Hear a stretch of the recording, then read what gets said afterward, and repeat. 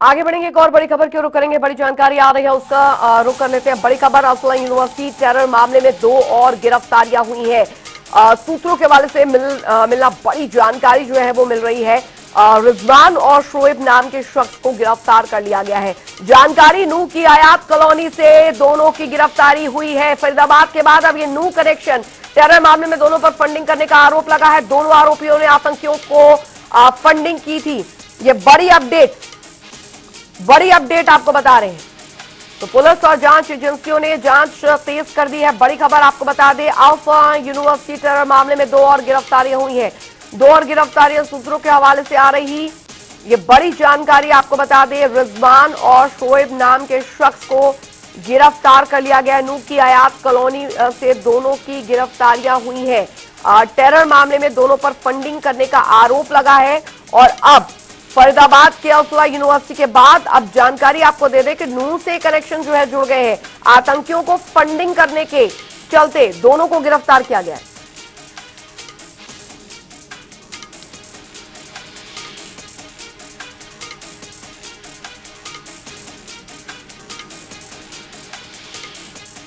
तो बड़ी खबर आपको बता दें, रिजवान और शोएब को गिरफ्तार किया गया। नूह की आयात कॉलोनी से दोनों की गिरफ्तारियां हुई हैं। ये बड़ी खबर आपको बता दें, बड़ी जानकारियां आ रही हैं। टेरर मामले में दोनों आरोपियों ने आतंकियों को फंडिंग की थी। बड़ी खबर आपको बता दें, नूह के 2 नेताओं के शामिल होने का भी शक है। अभी फिलहाल ये शुरुआती दौर पर। मुकेश राजपूत संवाददाता हमारे साथ इस बड़ी खबर पर जुड़ गए हैं ज्यादा जानकारी के साथ। मुकेश, फरीदाबाद के बाद अब इस पूरे मामले की तार नूह से भी जुड़ते हुए आतंकियों को बड़ी फंडिंग की गई थी। देखिए अंजलि, बिल्कुल साफ तौर पर कहीं ना कहीं देखा जाए तो अब ये तार जो है वो फरीदाबाद से निकलकर नूह तक जो है वो पहुंच गए हैं। और ऐसे में नूह से भी जो है वो कहीं ना कहीं अब इसके तार सीधे जुड़ते हुए नजर आ रहे हैं, क्योंकि इस पूरे मामले में जो है वो 2 आरोपियों को गिरफ्तार किया है। एक का नाम रिजवान है, दूसरे का नाम शोएब है। दोनों के ऊपर आरोप है।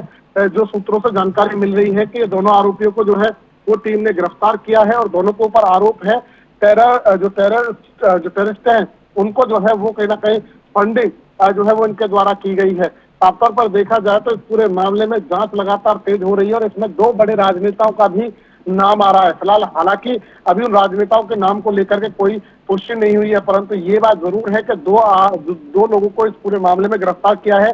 जो है वो नूह की एक जो हयात कॉलोनी है, यहाँ से दोनों को जो है वो गिरफ्तार किया गया है। और साफ तौर पर देखा जाए तो नूह के अंदर जो है वो अब एकाएक जो है वो जांच तेज हो गई है। और लगातार अब नूह के अंदर जो है वो लगातार सर्चिंग की जा रही है तमाम चीजों को लेकर के, क्योंकि अब जो है इसके तार न सिर्फ फरीदाबाद अब नूह से जो है वो जुड़ते हुए नजर आ रहे हैं, क्योंकि 2 लोगों को इस पूरे मामले में गिरफ्तार किया गया है।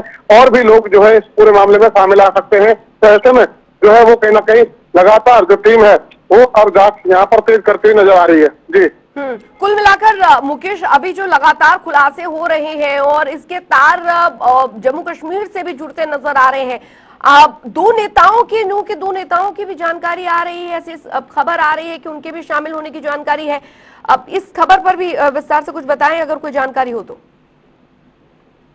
देखिए चलिए, बिल्कुल कहीं ना कहीं इस पूरे मामले में, क्योंकि इन 2 आरोपी को जो रिजवान और शोएब है, इन दोनों आरोपियों को गिरफ्तार किया गया है। इन टेररिस्टों को फंडिंग करने का आरोप इन दोनों पर है।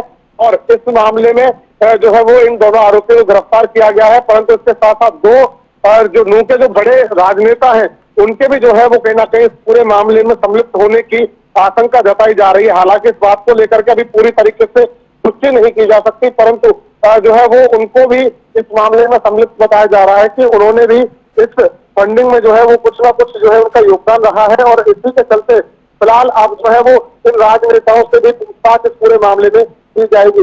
कहीं ना कहीं देखा जाए तो जहां एक तरफ इसके तार फरीदाबाद से निकल करके पहले उत्तर प्रदेश गए, इसके अलावा दिल्ली, इसके अलावा जम्मू कश्मीर, और अब जो है वो इसके तार पश्चिम बंगाल में भी निकले हैं, क्योंकि पश्चिम बंगाल से भी एक व्यक्ति को गिरफ्तार किया गया है।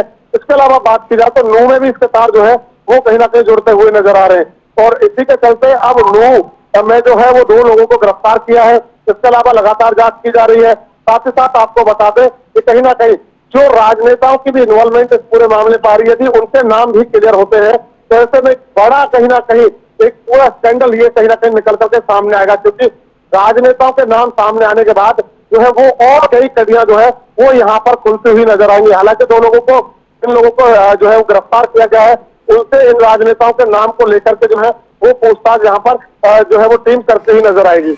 जी बिल्कुल बिल्कुल। और हालांकि मुकेश, कुल मिलाकर देखा जाए तो दोनों आरोपियों के आतंकियों को फंडिंग करने के आरोप है, लेकिन क्या कोई कॉल डिटेल्स जो है वो खंगाली जा रही है? क्या इनके पास से कोई सबूत यहाँ पर मिले हैं जो इस बात की तस्दीक करते हो कि इन्होंने आतंकियों को फंडिंग की है? लेकिन मैंने पहले ही मैंने कहा था कि ये जानकारी हमें सूत्रों के हिसाब से मिल रही है कि जहां से दो आरोपियों को गिरफ्तार किया है, ये हयात कॉलोनी है जहां से दोनों आरोपियों को गिरफ्तार किया है।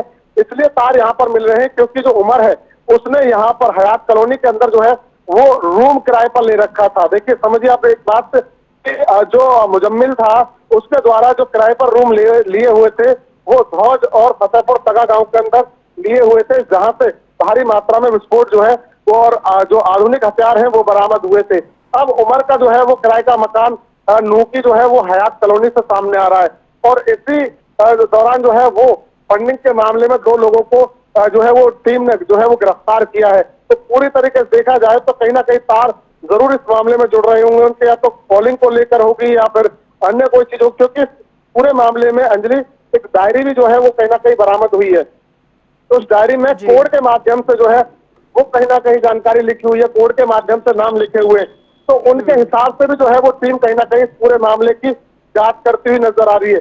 जिन जिन के नाम उस डायरी में कोड के माध्यम से लिखे हुए हैं उनसे तो लगातार पूछताछ की जा रही है, परंतु उनसे जो जुड़े हुए लोग हैं उनको भी लगातार जो है वो हिरासत में टीम यहाँ पर लेती हुई नजर आ रही है, और उनसे भी लगातार पूछताछ की जा रही है कि इस पूरे टेरर जो पूरा स्कैंडल है इसका कहीं ना कहीं पर्दाफाश पूरी तरीके से हो सके, क्योंकि इस पूरी डायरी के अंदर कई लोगों के नाम जो है वो इसमें कोड के माध्यम से लिखे हुए हैं। तो ऐसे में जाहिर सी बात है हर तरफ पर जो है वो कहीं ना कहीं यहाँ पर टीम काम कर रही है, और साफ तौर पर देखा जाए तो कहीं ना कहीं कई नाम इसमें और भी नए जो है वो जुड़ते हुए अब जो है वो कहीं ना कहीं नजर आ रहे हैं। जी चलिए, आप इस खबर पर, इस बड़ी खबर पर आप नजर बनाए रखें, हम आपसे आगे भी अपडेट लेते रहेंगे। बहुत बहुत शुक्रिया मुकेश राजपूत इस तमाम जानकारी के लिए।